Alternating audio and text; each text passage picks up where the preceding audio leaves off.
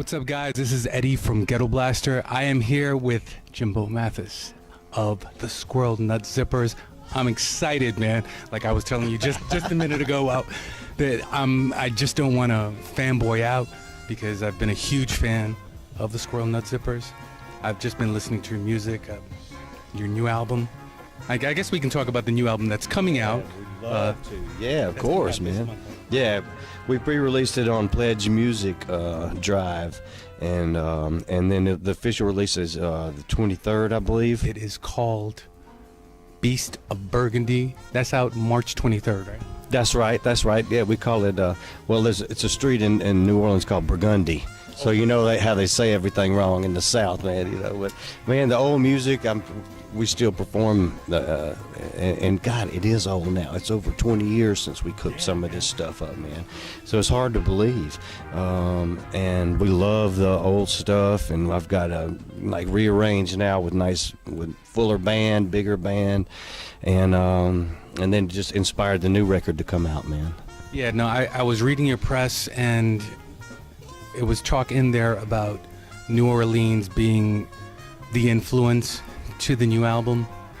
Talk a little bit about that. Yeah, well, I mean, our whole music is based on a couple of different weird combinations, but New Orleans has been a big key factor in it. You know, we recorded Hot there, our first big million seller and everything we had, and had a close relationship with that city. But the new one, even more specifically with the lyrics, and I'm a little bit more in control of my writing scene, and so I just kind of focused it on New Orleans with the stories, the characters, the people, the sounds that I'm doing. It's like going back to the old, like, creepy, weird New Orleans, you know. Like, yeah. I get what you're saying. So, I mean, what is it now? 20 years later, pretty much. I mean, I guess was the timing right for a musical reconciliation? Well, man, it's just more. It's a timing thing. Like, I think you nailed it, man. You know, it's like, I think we need to bring the joy back, man, to this bandstand, you know, and we need that again, you know, and such a powerful feeling to have all these great cats on stage. They got backgrounds in jazz and all kind of deep South music, hoodoo, dancing, costuming, you know, and we've just got an incredible cast, man, and they bring the old songs to life in a way that I never thought possible. So it's like a dream come true to me, and I just think people, man, every time we play, every night, I just see people's faces start lighting up, man, and just really, because people are tight, man, they're tense, man, there's too much going on, man, you know. It's like you need to come out and just open up, smile, be with the ones you love, have a natural ball, you know, and that's what we're bringing now. So I think the timing is key, man. Yeah, no, I mean, especially now. I mean, like you said, everything's tight. I mean, people are uptight, you know, politically, emotionally, and you know, the album, the new album, and the old music is just a change from all of that, and which I can appreciate. The breath of fresh air, you know. Basically, yeah. And you know, it's like that's our mission, you know. I mean, we're a highly political band, man, and I say, let's make America weird again, you know. That's what's up. Yeah, that's what's up. Now with New Orleans being, you know, so influential on your music, there were a couple of songs, you know, like that really stood out to me. Shango. Hey Shango. Hey Shango. Okay. That was pretty deep. Whoa. I mean, that's a heavy track, man. It is, you know, and especially musically, because you can hear the African influence there. Tell me a little bit. The story, I mean, it's a true story, you know, and it's based on the slave rebellion that transpired in the 1800s, and it was called the Rosalie Rebellion, you know, and that was what white people were scared to death of, is that the slaves would rise up and take over, because, you know, there's so many more of them. You can only subject people for so long, and so there would be these insurrections, you know. Of course, white people had to figure out how to deal with it.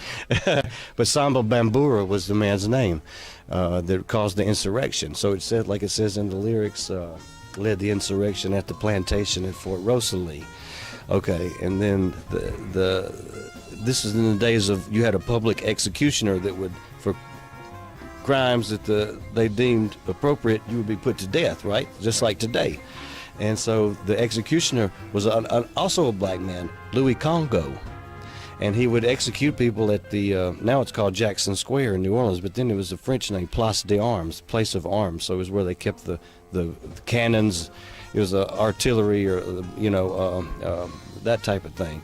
And so the rest of the song is just about this conflict. It's about the execution of Samba Bambura by Louis Congo.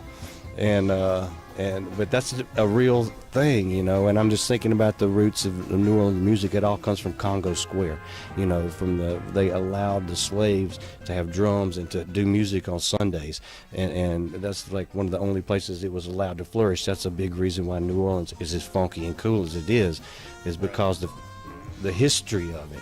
So in the midst of these kind of hoodoo songs and these happy jazz songs, I'm mixing a lot of heavy history in there. And if you want to go look at it, you can check out that story. Yeah, I mean, it makes you think. And like I'm originally from New York, all right. So, and I didn't know the history behind Wall Street, and when I learned about that, for some of you that don't know, Wall Street has a huge slavery history behind it, but it just brought that back for me. Wow. Put it in the front of your mind. Exactly. Yeah. You're the first person to ask me about that song, and it's actually brought it out. That's probably my favorite track. I'm proudest of that, probably just because of the way I was able to get the story across with the music, the rhythm, and everything. I felt like that was cool, so I appreciate you asking. Yeah. No doubt. Because I mean, it stands out to me because it's different from what you've done, previously. And it just expands on your sound. I mean, another track that you have that kind of does the same thing, West of Zanzibar.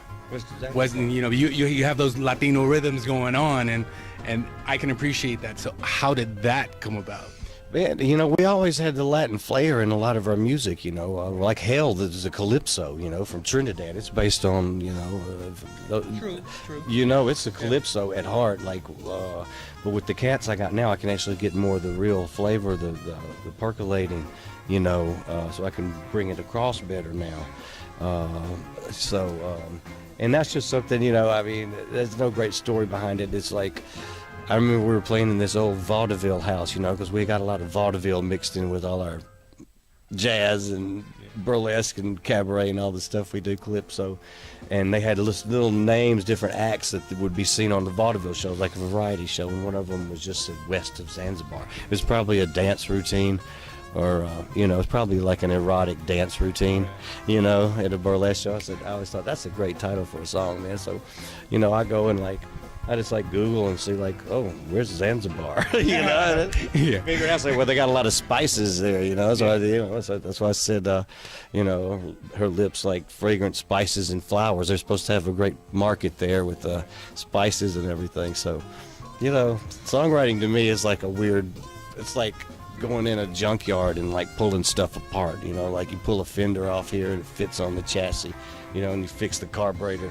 And just cobble the stuff together out of my memory, No, but I mean it's different, just like the Shango. Hey Shango. It's a lot different than the other music that a lot of people have labeled as swing. Although I know your sound is so much more expansive than that, because I mean it's rooted in jazz.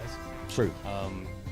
Now the swing scene had a resurgence back in the 90s, and you guys were fitted in there because some of your sound. Yeah. But then obviously we were more of a retro sound. I mean, if you actually look at the music, it was pretty dissimilar. Yeah. But we had a retro vibe, retro feel coming back from the same era. So it was just an odd thing that nobody was expecting that to happen anyway, right? I mean, so what are you going to say, man? It was cool. A lot of good bands came out of there, but our sounds were very different.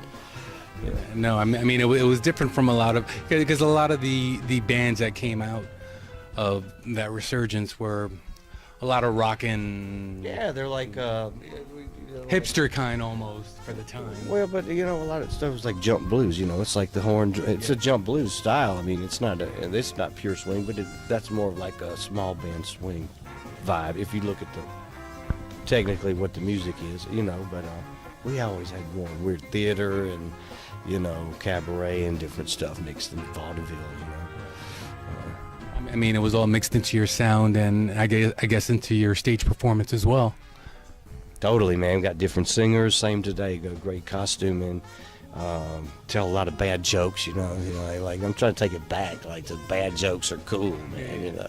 Like jokes the kids can hear. Jokes. Yeah, man. Dad, granddad, like a little baby can hear it. It's not too bad, So we're just trying to get that old joy back, man. And like let's bring people together while we can, and then we'll go handle our business.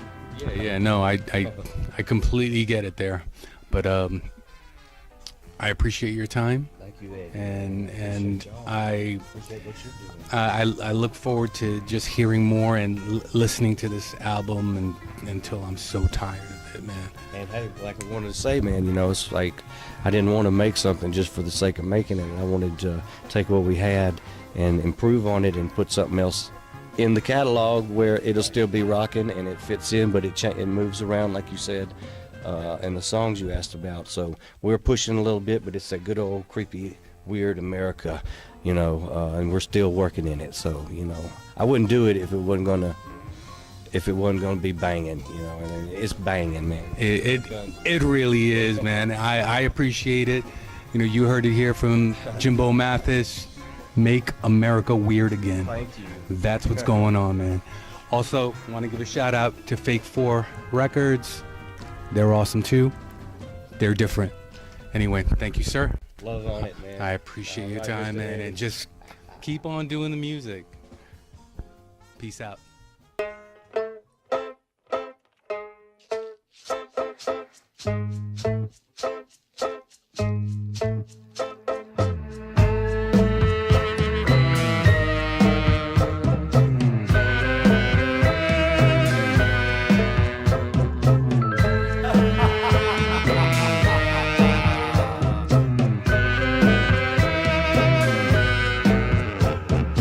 Beasts of Burgundy roll out on Sunday.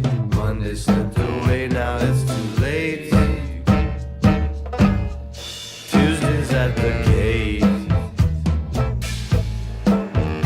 The captain, he's a physic, a shaman and a mystic. His brain is buzzing like a hive.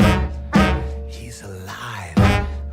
The beast of Burgundy rolled out on Sunday. Missed the Mardi Gras, now it's too late. Tuesday's at the gate.